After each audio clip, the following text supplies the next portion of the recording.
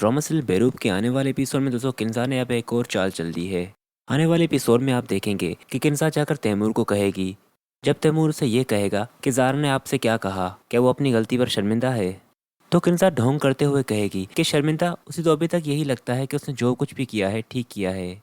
और फिर दोस्तों वो तैमूर के दिल में अपनी जगह बनाने के लिए तैमूर को कहेगी कि मैंने तो उससे मिन्नतें की, हाथ जोड़े कि तुम ऐसा ना करो तैमूर के साथ, पर उसने मेरी एक ना सुनी, बल्कि मुझे पता नहीं क्या क्या कह रही थी। दोस्तों ये बातें तैमूर के दिमाग में घूम रही होंगी, इसीलिए तैमूर भी यही सोचेगा कि ये किस तरह की मोहब्बत है। ज़ारा ने मुझ पर एक बार भी यकीन नहीं किया और ना ही मेरी बात सुनी, इसलिए उसकी भाभी जो उसके लिए रिश्ता ले आई है, यानी फलक का, इसीलिए तैमूर को ये लगने लगेगा कि उसे उस रिश्ते के लिए हाँ कह लेनी चाहिए।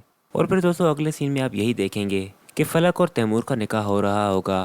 फिर जब काजी साहब तैमूर से पूछेंगे कि क्या उसे ये निकाह कबूल है, तो दोस्तों तैमूर के दिमाग में पता नहीं क्या चल रहा होगा, तो वो इन वक्त पर निकाह के लिए ना कह देगा।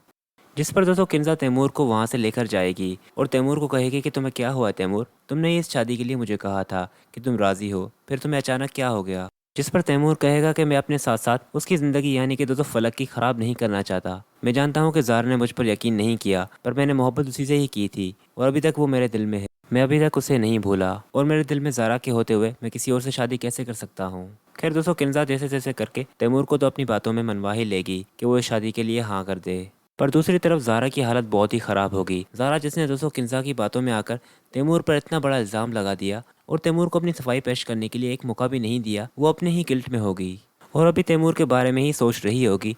तो उसे जब यह खबर लगेगी कि तैमूर का वहाँ निकाह हो गया है, तो दोस्तों वो उसकी हालत तो और मज़ीद ख़राब हो जाएगी। जिस पर उसकी माँ उसे दिलासा देते हुए कहेगी कि बेटा जो कुछ भी हुआ है तुमने अपने साथ खुद ही किया है, काश तुम एक बार तैमूर की बात सुन लेती।